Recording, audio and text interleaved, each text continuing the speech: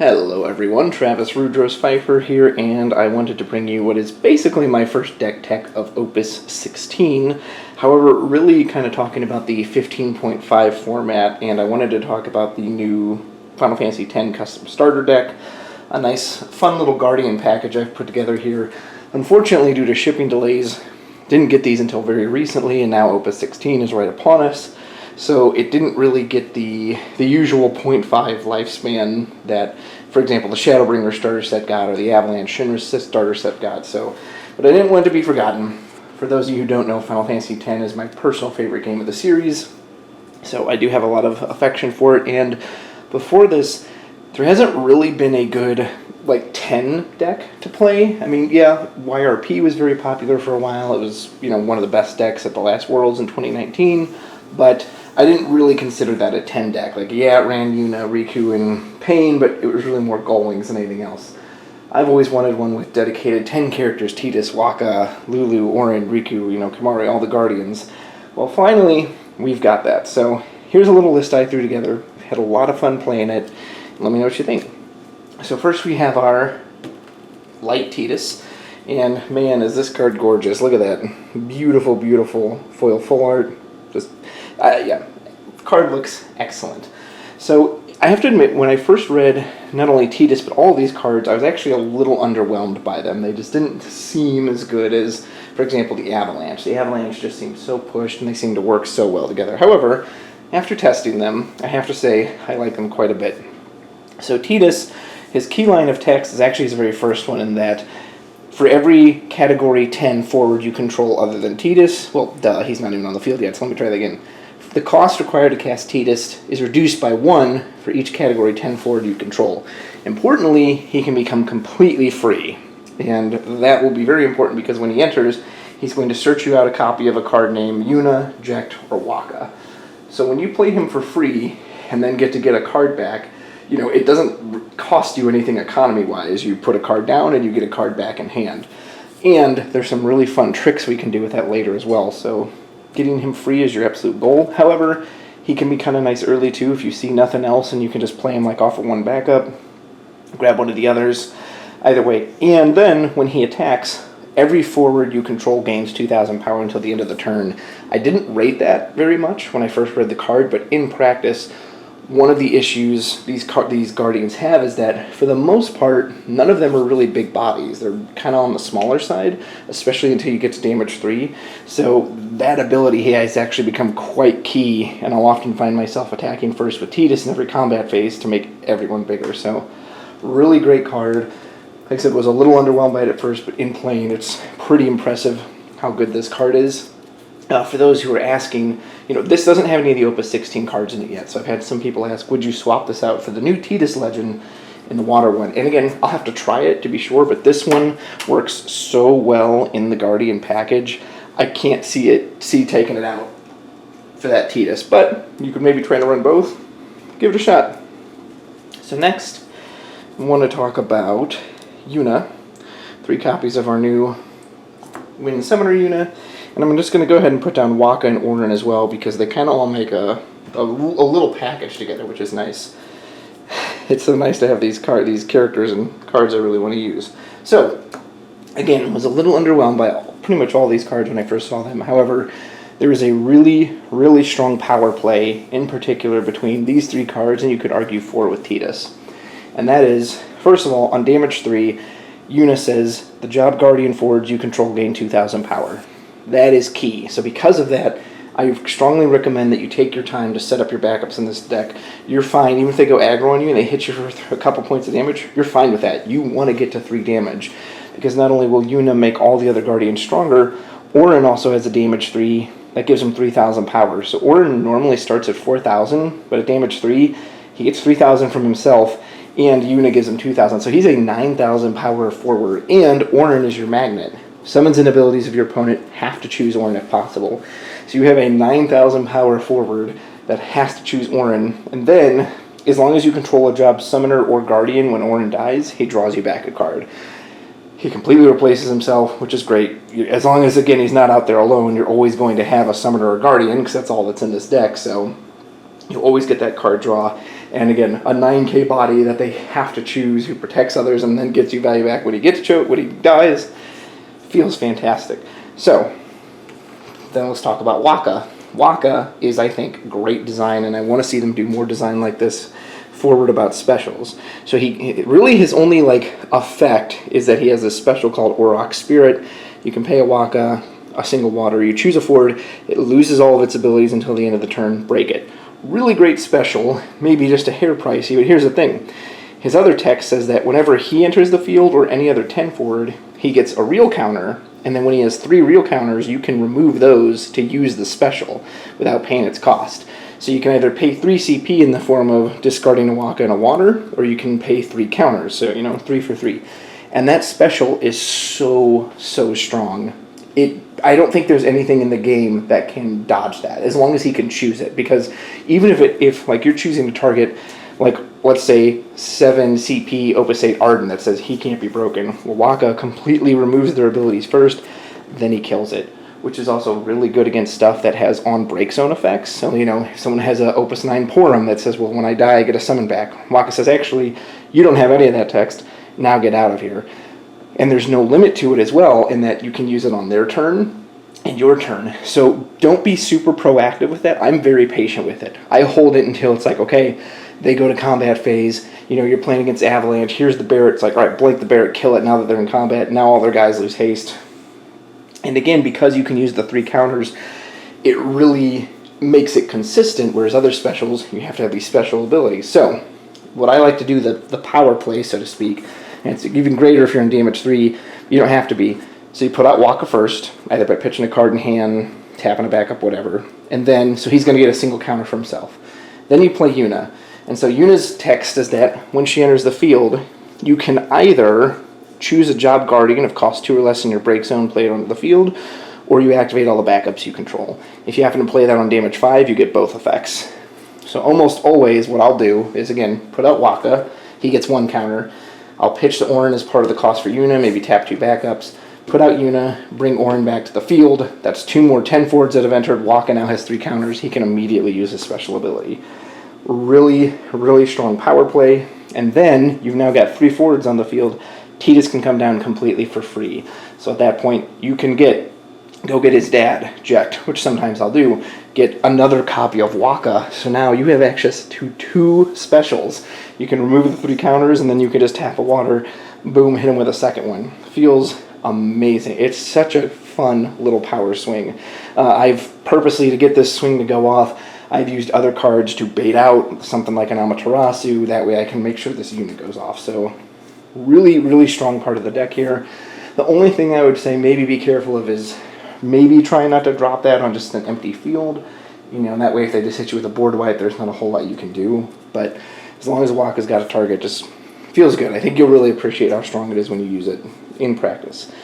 Next, we have arguably the quote-unquote worst Guardian in Riku, only in the sense that she is the slowest. She's, I think, the only one really without an on-entry effect. I guess you could argue Orin doesn't really have an on-entry effect either, and then I guess you could kind of argue Waka doesn't, even though he's just getting counters. But so Riku is definitely the slowest. However, I will say this, if you ever get to resolving Riku's on-attack ability, it is incredibly strong. So the problem is, it does require Riku to have Yuna. So without Yuna, what she does is when she attacks, she's going to bounce something back to your opponent's hand, which can still be useful depending on the situation, still gets a forward out of the way. However, if Yuna is on the field, instead of bouncing it, she puts it on top of their deck and she draws you a card, which feels insane. Especially because, let's say they've got 1 blocker, you've got Yuna Riku on the field. Riku attacks, you send that 1 blocker to the top of the deck, you draw a card, which already feels amazing. Then, when they take that point of damage, that blocker is going to get flipped off the top of the deck into the damage zone, so it can be really great to remove a threat. Now, of course, be careful of that. If their blocker happens to have an EX burst that you wouldn't want to trigger, you do need to be mindful of that. But at least in my experience testing it, anytime I've gotten to get Riku to resolve, I've won the game. I haven't lost after that because it's just such a strong effect, and she gets you a card back on top of that. So Riku is always kind of the last thing I play for, but it can have its uses regardless. So finally, with our new cards from the starter set. 3 copies of Lulu, who is absolutely fantastic. When Lulu enters the field, she's going to get you back either a summon or Yuna. And I've used Lulu to bait out Amaterasu, where my opponent, he knew what the Yuna was going to do. He knew the power play that was going to come out with the Yuna. And he's like, well, but I feel like I have to stop the Lulu too, because the Lulu is just going to get me back the Yuna. Then, Lulu has a secondary effect, which we've built around a little as well, in that when you cast a summon, you can choose up to 1 forward your opponent controls. Its power becomes 5,000 until the end of the turn. Now, it's very important to note this will only trigger on your turn. I've made the mistake of trying to do it on my opponent's turn before and then realized, oh, wait, that doesn't work. But it is a very strong effect because it makes some of the summons we're running, 3 copies of Brynhildr, it just makes this will kill anything now when you cast it. It doesn't matter how big it is, how strong it is. You cast the Brynhildr, Lulu's going to set its power to 5. Now Brynhildr automatically kills it and draws you back a card. That's just insane value, especially when, again, they have these big threats that they think, well, you can't get rid of this card. It's like, actually I can with something as cheap as that. So real quick, I'll show you the other summons I'm running to go with Lulu. 3 copies of Remora. One of the strongest water summons you can hit on a burst. It's going to reduce a forward's power by 2,000 for every card you have in hand, and it draws you a card first. In particular, too, what I found in this deck that I like, not only is it great on a burst, it doesn't feel as bad to cast from hand if you have Lulu on the field, because all you have to make sure is that when you're done, once you've cast it, you still have at least 2 cards in hand, because you'll target something, draw something to hand, now you have 3. Lulu's going to set its power to 5,000, and then Remora will drain it by 6. So I found it a lot more feasible to use this card casting it manually because, again, as long as after I've cast it I've just got 2 in hand, he'll put me up to 3 and Lulu will finish it off anyway. So that feels quite good. And last, but certainly not least, 3 copies of this Diabolos. So originally I put this in here because I thought that it worked with Lulu. I thought that you cast Diabolos, Lulu changes its power, now he says, oh, its power has been increased, decreased, break it.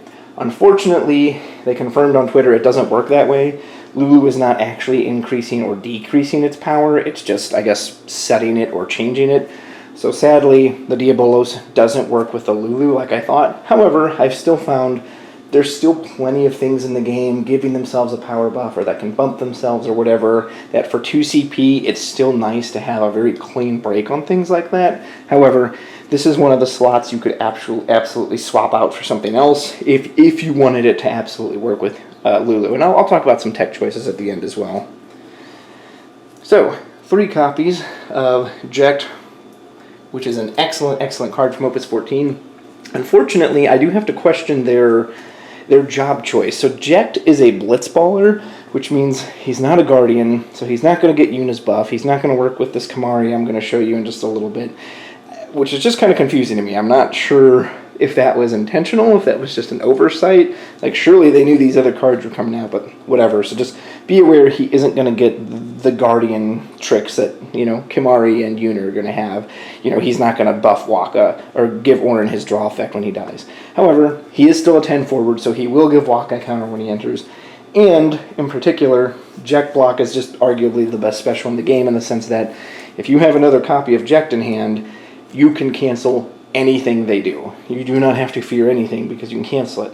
So a lot of times what I've done is, again, I've done my power play, put out Tidus, I will go get a copy of Jekt, so that now I either have him to play or Jekt in hand. Now, if also Jekt's on-entry effect is that if a single forward has attacked, you get to return a forward to its owner's hand. If 3 forwards have attacked, you get to that same forward that you would have bounced, instead you break it and draw a card.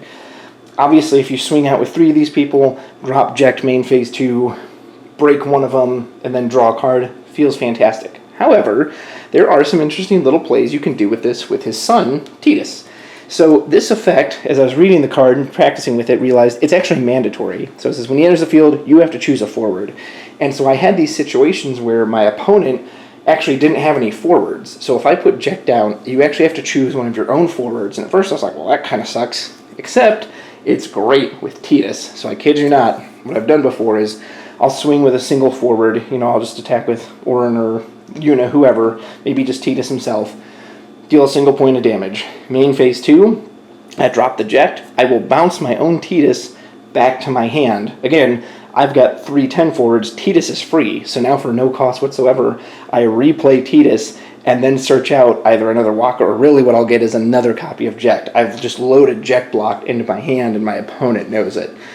Feels fantastic. There was even a time that I had 2 copies of Tidus in my hand, and normally you're thinking, well, now your hand's jumped up to these light cards, and I had a Tidus on the field. I was able to swing with 3 forwards. I drop Jekt, I break my own Tidus, draw a card off of it, play the next one completely for free, go get Jekt block. It's really cool. So do not be afraid to use Jekt on your own Tidus. Of course, it's great if you can use it on your opponent, but as I was discussing with Eureka too, he was like, geez, sometimes I want to use it on my own Tidus. 1 copy of this Jekt as well. I don't really ever cast this card. It's mainly in there to kind of just supplement Fire CP and Jekt. So mostly this deck is Wind Water. There are 4 total fire cards, which are the 3 Brynhildr and the 1 Jekt. You could make it pure Wind Water if you wanted it to be consistent, because there are a few times, it hasn't happened a whole lot, but there have been a few times that I'll draw the fire early and I kind of brick on an early hand and get a little color locked, and that does feel bad. However, for the most part, I like the Brynhildr enough with the Lulu, and all 4 of these are X-Burst, which is really nice, and I have used 3 copies of the Jekt block, which is really good. Again, I really tend not to play this Jekt. He can nuke something. He's always going to nuke for 5k by his base, and then he'll get 1 more for every 10 character you control. So, and he counts himself, so that's how he always gets up to 5. But again, normally he's just there for another copy of Jekt block. If he is ever on the field, you can break him at any time to go search out Tidus, which is quite nice, but like I said, usually I don't play him in this deck. He's just there to help Jekt. Alright, talking about the last of our forwards, 3 copies of this Opus 7 Kimahri. This card saw, I don't think, any play when it first came out. However, he's quite relevant here. His cost is reduced by 1 for every Guardian you control, which is why it's unfortunate Jekt is not a Guardian. So the absolute cheapest you can get him in this deck is, I believe, 1 CP if every single Guardian is out, which is Lulu, Auron, Tidus, Waka, and Riku. And I guess technically, if this copy of Jekt was out, then I guess technically he can become free, but like I said, I've never done that. However, so either way, just playing him for reduced, period, feels good. Usually I can get him down for 3 costs, sometimes even 2 costs, and that's nice. Then he says the Guardians you control, other than himself, can't be chosen by abilities, and then any 10 character you control, including any backups you have, can't be chosen by summons. That's actually quite nice. And now, unfortunately, none of that extends to him. So he becomes, all they have to do is get rid of the Kimahri. However, the reason I like that is that in testing, with Auron, it kind of puts up this little roadblock of protection. So the forwards your opponent really wants to get rid of are Yuna, Tidus, Waka, and Lulu. Maybe even Riku if she gets out there. Or maybe even that Jekt. But again, if you have Kimahri on the board, he's saying, well, you can't hit any of my 10 characters with summons. You got to take me out first. And you can't hit any of the Guardians with abilities. So they're going to have to basically pick this Kimahri first. Then, once Kimahri's gone, well, they still have to deal with Auron. So it's just kind of this layer of protection that, you have so many things you have to get through. It really puts your opponent on their heels. Plus, him being a Guardian, he does get Yuna's buff. So he's an 11,000 power forward. And like I said, the one thing this deck does struggle with a little bit is, if you notice, 5, 7, 4, 5, 7, they do struggle with power a little bit, so it is quite nice to have a big body like that. Now, I haven't gotten to test the Opus 16 backup Kimahri. You may want to swap this out and put him in instead. Again, I haven't gotten to test it yet, so I can't say for sure, but he does work well in this deck. Feel free to test out that backup, maybe swap that in if you prefer. Speaking of backups, so these are all our forwards and summons. We're going to go run through the backups. Brother searches you out at 10 forward. So again, you can grab any single forward in this deck. Who do I grab normally? It just kind of depends if he comes down early enough. Maybe I'll grab the Auron because I'm pretty okay pitching the Auron early because I know I can bring it back with the Yuna. Maybe I'll grab the Tidus, the Waka, just kind of whatever person I think I need the most. Because we're running 3 colors, I did run a couple color fixers, 3 copies of this Moogle. It's a cheap water backup to play early, and the moment you get it down, you don't ever have to worry about casting the Brynhildr because, without this, you're going to have another copy of Brynhildr or the Jekt to cast it. This will let you tap for fire CP. 2 copies of Philo, We have no forward Sky Pirates in here, but being able to, again, have a single backup that gives you wind or water is very helpful. And then kind of going in with that package, we have one copy of Pinello. This searches out a Sky Pirate. And then I also have one Fran, one Mjorn, one Yote. I think it's Yote. Yote will search out either the Fran or the Mjorn. And then Pinello can search out a Sky Pirate, so Pinello will search out either Philo, which is who you should grab, or if you happen to already have Philo, you can grab Fran here. This isn't for any Sky Pirate shenanigans, it's just for backup consistency. It's just so that if you see this turn 1, you know you can ramp that into another backup. If you see the Yote turn 1, you know you can ramp that into another backup. If you wanted something different, you could absolutely swap that out, maybe do a little Northstalin something, but it's just for a little consistency. One copy of Ico. On a burst, it will grab a summoner. Obviously, Yuna is the only target, but still, Yuna's pretty valuable here. So I'm happy to have another backup that can go grab her. One copy of Minwu. I know some people might scoff at that card, but I've always kind of liked Minwu. And again, since these forwards can kind of struggle with power, I found this to be effective in that if they're trying to kill Orin via, damage-based removal, they've got fire or lightning or ice ping or whatever, not only do they have to pick Orin, if they can't get him in one shot and Minwu makes that fall off, that just makes their job all the more difficult. So I found this quite nice in testing. One copy of Bart's. He's just an EX burst that can reactivate everything, and it can be really nice to, again, just get your free backup. What I've done before is swing out with people, main 2, drop the Bart's, reactivate everything. Now I have a full 5 backups. Now I'll drop the Ject off the 5 backups, which feels really good. And finally, one copy of Hilda. Again, another burst that'll always draw you a card. Not a bad backup to put down turn 1 because it's just a card draw. And then, if you do ever happen to get to damage 5, you can use it to revive Tidus, Orin, Waka, any one of those 3, Lulu even, which is pretty nice. So, here's the deck. Really based around the Guardians. The backup slots are pretty flexible. You can put whatever you want. I'd highly recommend Brother, of course, just because he's your searcher. If you decide you don't want to run the fire, you just want to focus wind water, you probably don't need this Moogle then, but I do still like Philo for that. Here's some tech choices I wanted to mention, in that, you could always run Althea. This card's great, will never hurt you. I didn't feel like I really had room for the Northstalin package to be able to consistently find this, but if, again, you want to switch out maybe the Mjorn, the Fran, Yote, Pinello, all that, absolutely you can do that.